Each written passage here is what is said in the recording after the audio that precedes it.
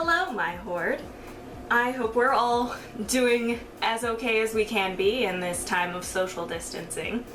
I have come to you today with a little project. Today, I'd like to show you how to do some bead weaving, which you may have seen me wearing these a lot in videos, and also I do sell the product of this in my Etsy shop, so you may have seen that there. And you've probably seen it all over the place, because it's pretty popular and really cool. Today we actually are going to make one of these little Game Boys in a sort of pastel goth color palette, just like the last project I did involving a Game Boy. And I am actually, so you can actually refer to that pattern from before if you'd like.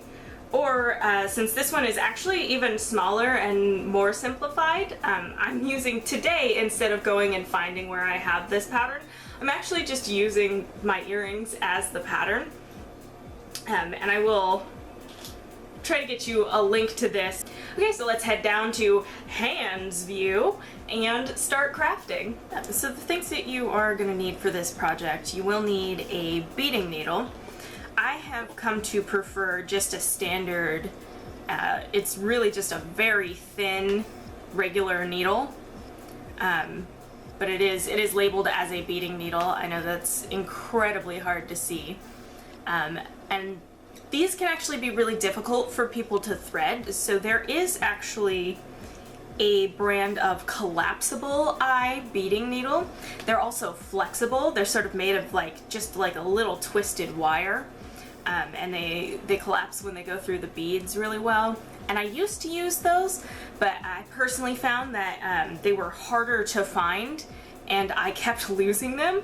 So I've had this needle for quite a while and I've been doing this really successfully with just this. But I do recognize that this is actually really hard for a lot of people to thread.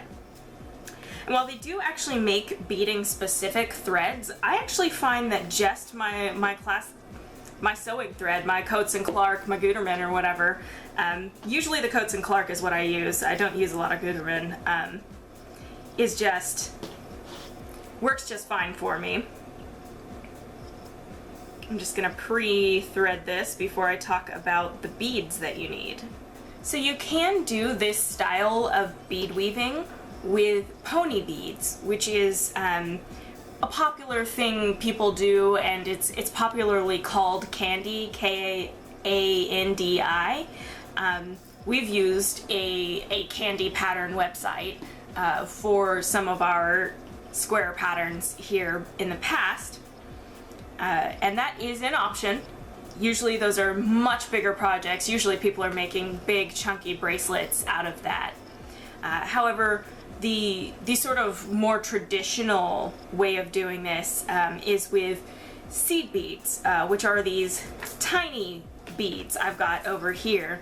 And the thing is, there are a couple different varieties of these. There are usually what you find in the craft store is what are frequently known as check seed beads. And the thing about these is that they are less regular. It's going to be a little difficult. I will try to show you this. But they'll often also come on like hanks, where they're hanging on threads and there's just a bunch of them together. But these are actually sort of more rounded and generally less regular in size, so they don't create a nice super square pattern. But they can actually make really pretty jewelry sometimes too. So those are an option as well. What I typically use when I'm trying to do pixel stitching, a lot of people will call it if you're doing nerdy stuff, these are by a Japanese brand. The brand is Miyuki, and the line is called Delica. And these beads are just sort of nice. They're pretty much all exactly the same size. They're very regular, and they're very sort of squared off.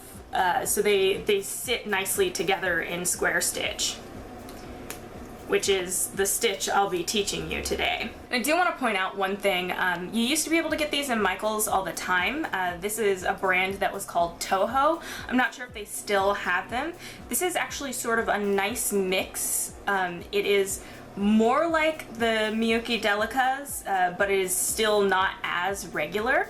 But these actually work pretty nicely. They work better together with themselves than with other brands of beads, but they are a more easily obtained alternative, as the Miyuki Delicas you pretty much have to order unless you have a local bead shop that does carry them, but none of the major craft retailers seem to.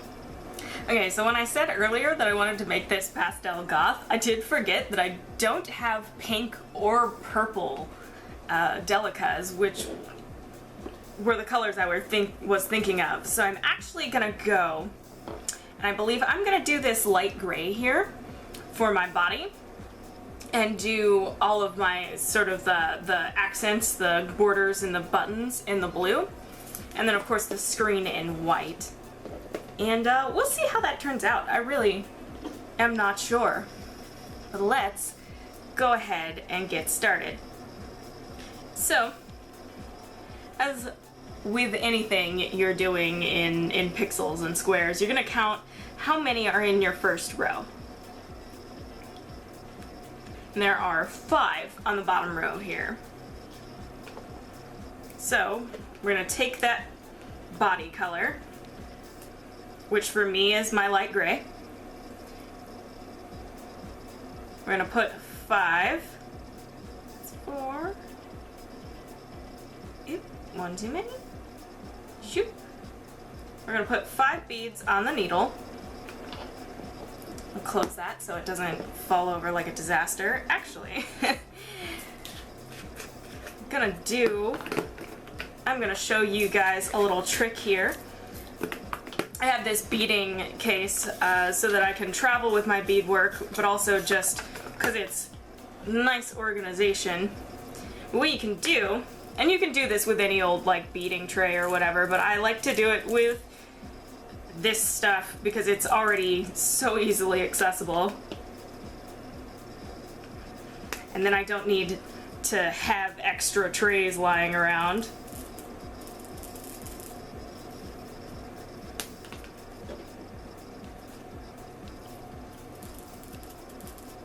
Really don't need very many of those. There we go, and then I'm not at risk of knocking over my tubes of beads, which is a sadness I have known far, far too often. So we'll set those aside and we'll work from these trays. So you've got your first row on your needle. You are going to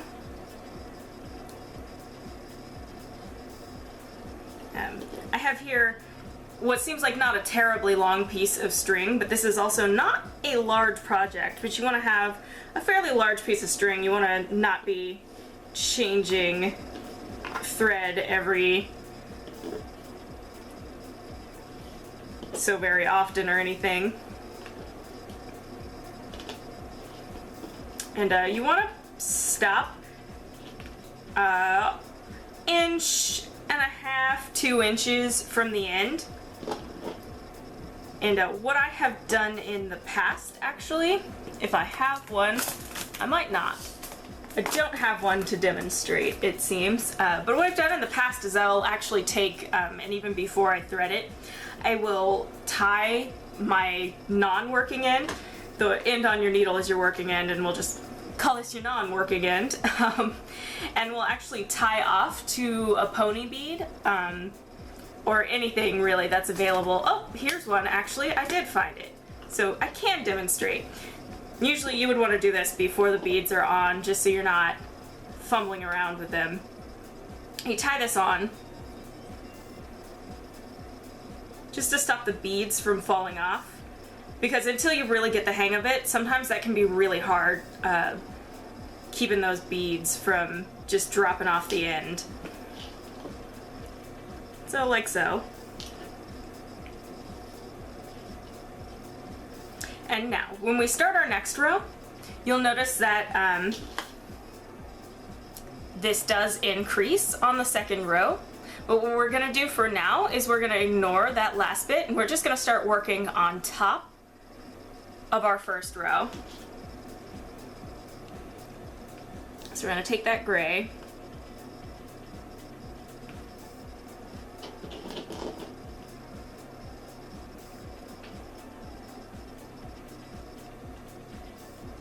what you're gonna do is you're stretched out normal. You're gonna take the needle and come through the opposite side of the bead as the thread is already running and pull.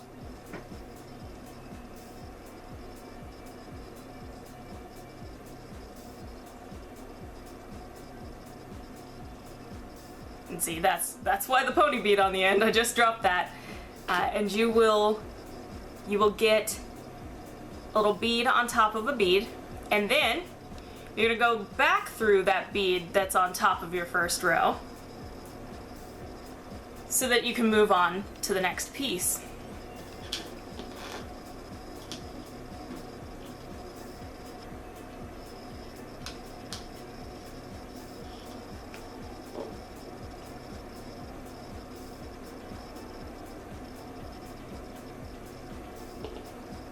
You're probably gonna need to keep a pretty firm grip on it. The first row is always a little iffy as you're trying to make the second row there. So my next piece is gonna be one of my button colors.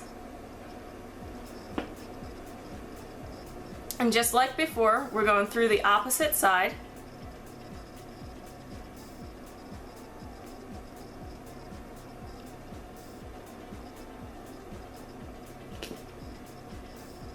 And then you'll be able to just pull these until they all line up nice and tight. Now you're not gonna go back through that first bottom bead. You're just gonna go through the bead you just placed.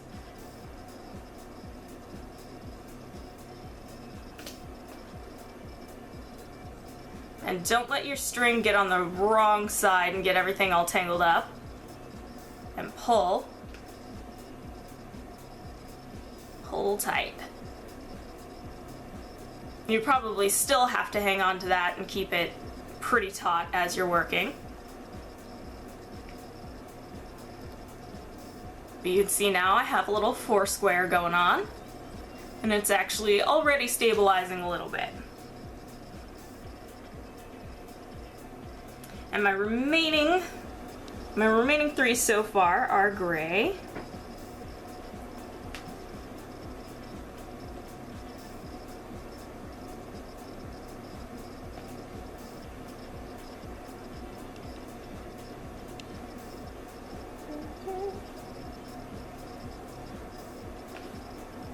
Keeping that string on the correct side as I pull taut.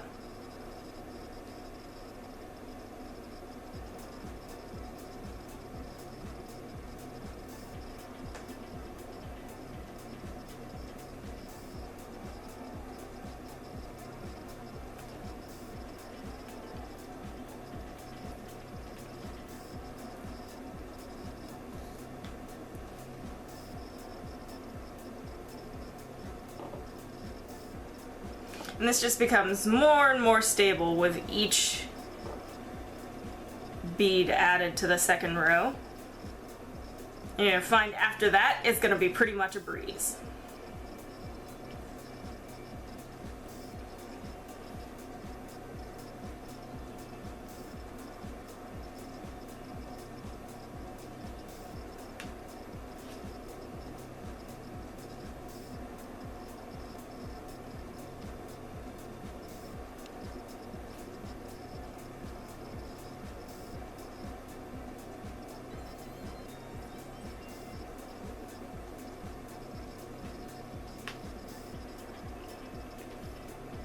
Alright, and now here's where we start worrying about the fact that there was an increase in this row. So what you're going to do is take this first bead is going to be that bottom bead that goes in the second row. but you're also going to take the bead that would go above that. In my case, these are both light gray.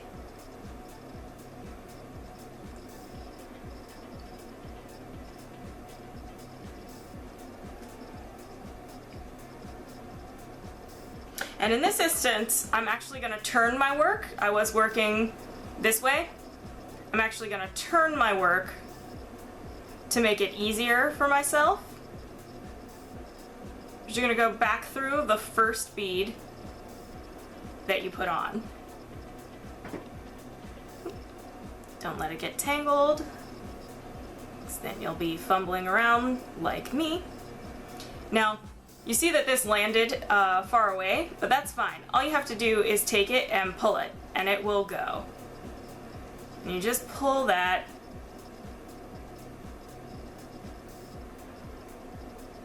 So that it ends up right against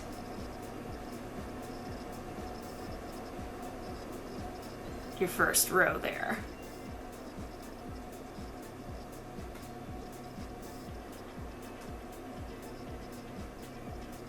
And as typical, you go back through the top bead before you add your next bead. Now sometimes when you've done an increase, to stabilize it, I actually am gonna go back through all the way through that first bead in that row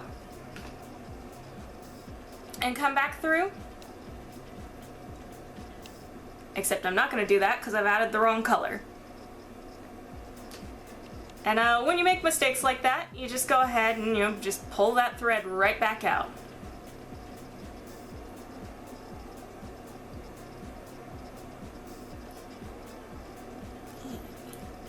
I've got to rethread my needle here. Pick the correct color this time.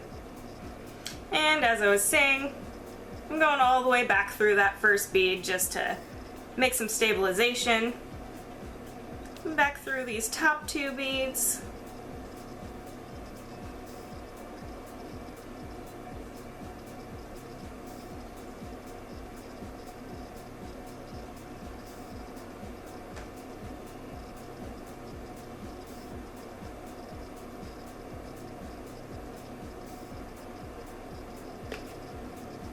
And here's where I am.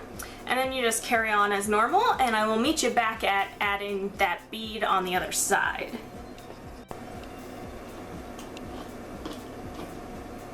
Just to point out, I realized an issue with my color scheme. The buttons can't all be blue because they're actually, the D-pad and the A and B are touching each other, so there wouldn't be enough definition. So I'm actually making the buttons, the A and B buttons, dark gray. Alright, now that we're at the end, we have to go back and deal with that bead we skipped on the bottom. So like before, you're going to get both of your beads, except this time the first bead you thread is going to end up being the bead in the row you're currently working on, and the second bead is going to drop down to the next row.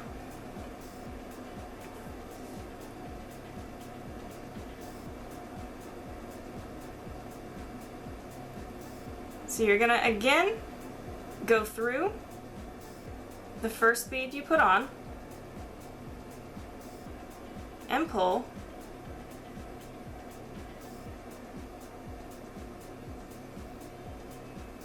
but this time when you go back through, you're gonna drop that top bead down to the row underneath and go through to secure that going that way.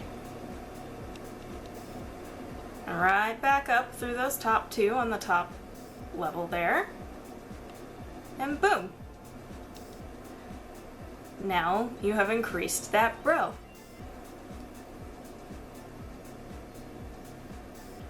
And yeah, because this is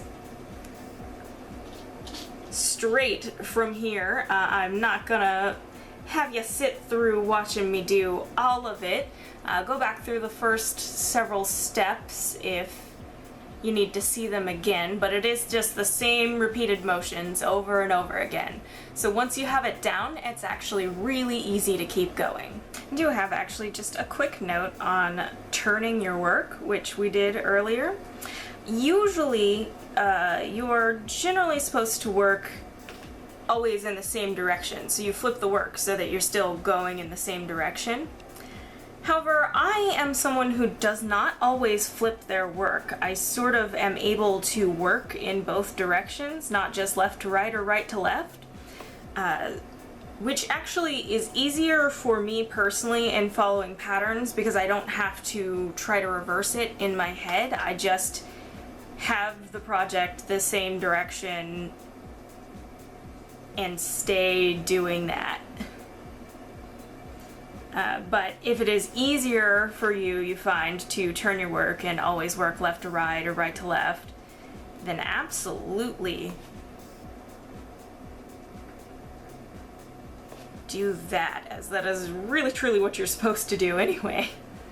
I really don't know how I developed the ability to not have to turn my work, because I certainly used to do that, because that is the way most tutorials will tell you how to do it. It is technically the way it is done. But for me, so you start in this row, it's just as easy for me to work right to left as it is left to right. I assume that's really just sort of something that I accidentally developed over time.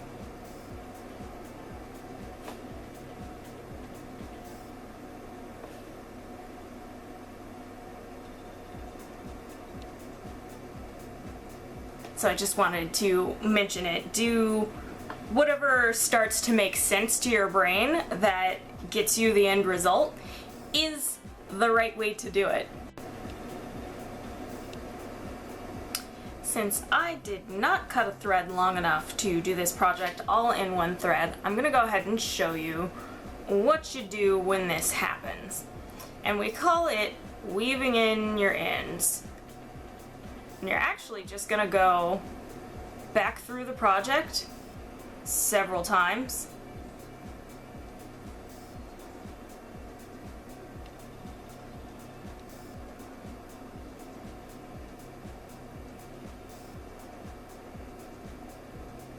And if you really like, you can go ahead and here, somewhere in the middle of your project, you sort of go in and catch the thread between some beads.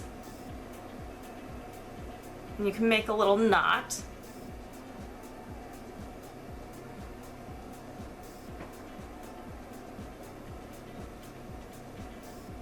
And then you want to take that thread the rest of the way back through. And then you can go ahead and cut that thread off as close to the work as you can get. You can see my new thread is more than long enough to finish the project. My hope is that it is long enough to finish the project and also start another project and go a decent way into that project before I would have to change the thread again. So here pretty much again, what I'm gonna do is go through the second to last row there. And you're just gonna pull. You're gonna leave maybe like an inch hanging off the side of your project. And you're gonna wanna hold on to that. Go back through your last row. And then you begin stitching as normal, and that will generally in and of itself lock that thread down.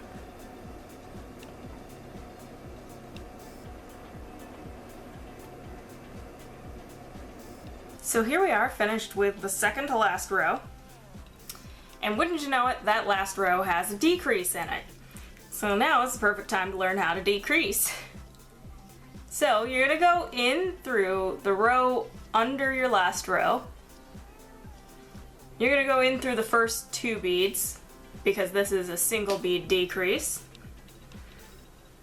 And pull through. And then you're gonna come up in the opposite direction and go through just the 2nd bead in the top row.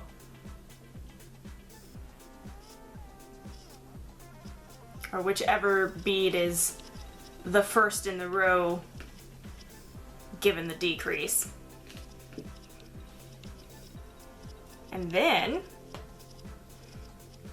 you continue as normal from that spot. And then when you come to the decrease on the other side, put in that last bead as normal.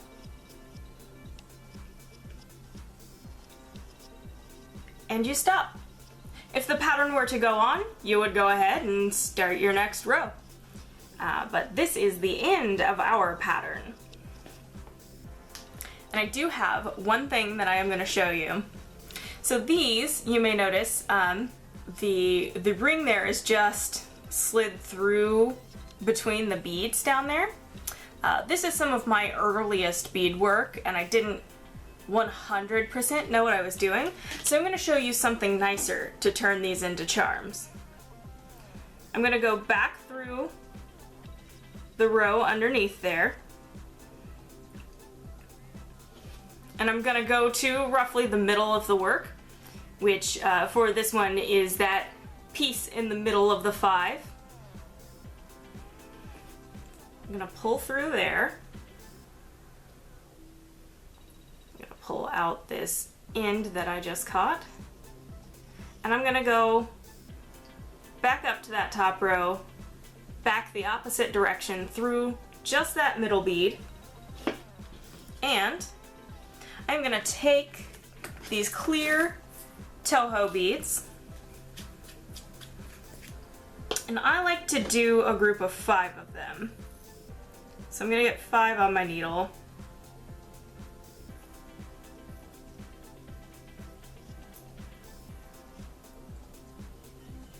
That's 4 and 5.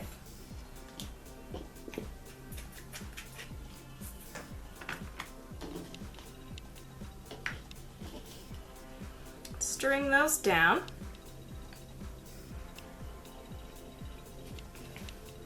And then again in the opposite direction from how I just came out of that center bead in the last row, I'm going to go back through it.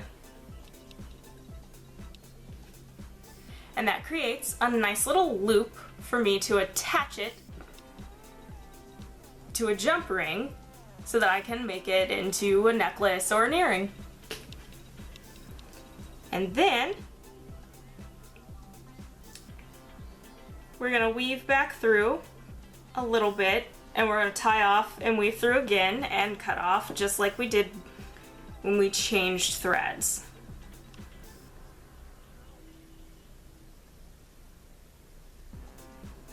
Just got to be careful not to get my freshly made loop in there. There we go. I'm just going to go here. And I'm just going to make a little knot right there towards the top of the work.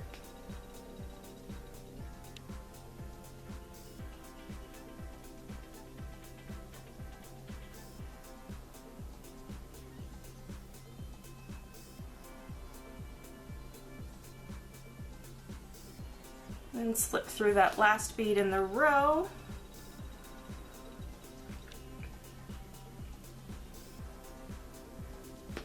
And I'm gonna go part way through the row under that.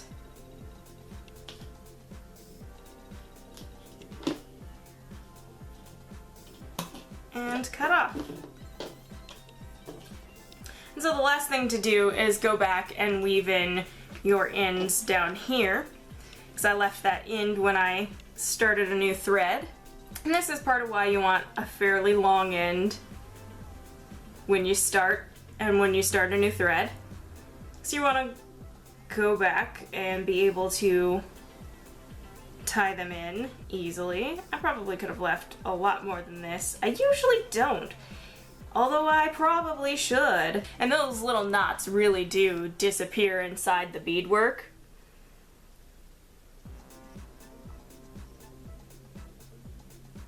Especially once you go back through.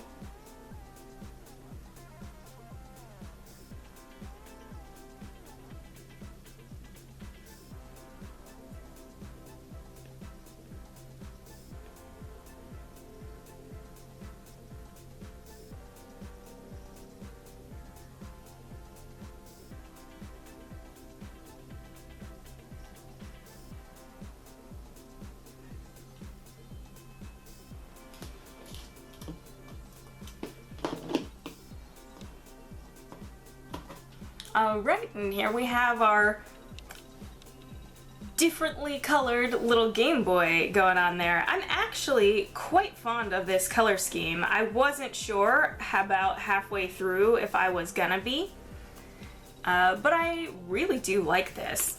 And then the next step would be to add that jump ring and put this on a necklace or earrings. I think I am going to make a necklace out of this one.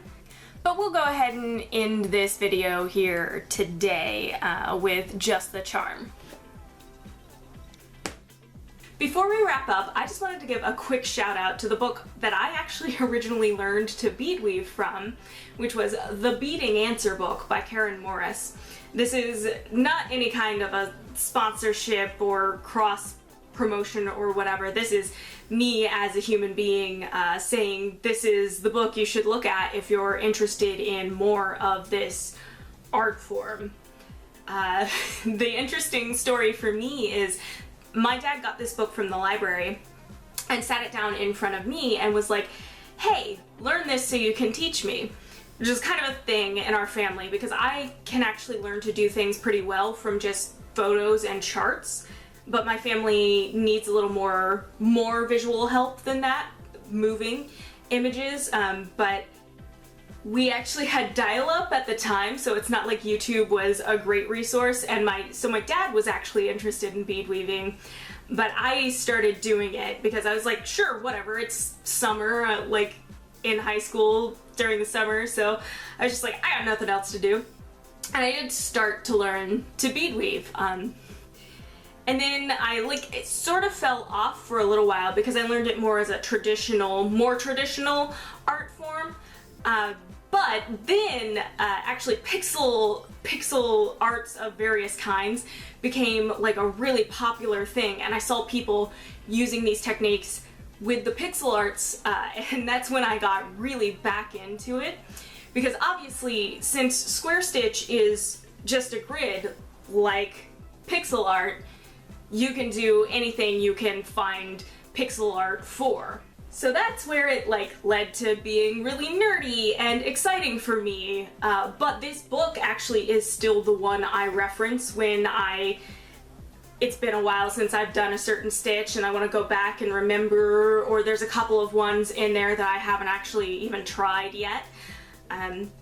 There's a lot of good advice, and if you are someone who needs books more so than videos, or likes books more so than videos, that's definitely a resource that's really good. There's actually a $10 Kindle version I found out. I'm pretty sure I have a copy of this book somewhere. We did eventually buy it, or it was bought for me. I just couldn't find it, or I'd be holding it up right now and being like, this book, if you're interested in more, this is a book. Obviously, also YouTube, clearly, like my video just now, but some people really like that resource of a book, and I wanted to give a little shout out to how I actually started doing this and where I learned from.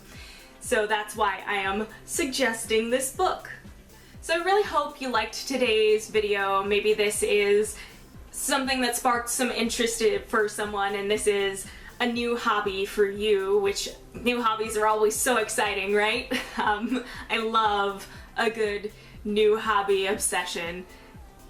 That's why I have so much craft stuff. And if you want to see more from me, a little like and subscribe and a bell click, those are all things that will help you keep up with my videos in this disastrous YouTube world. And I will see you treasures next time.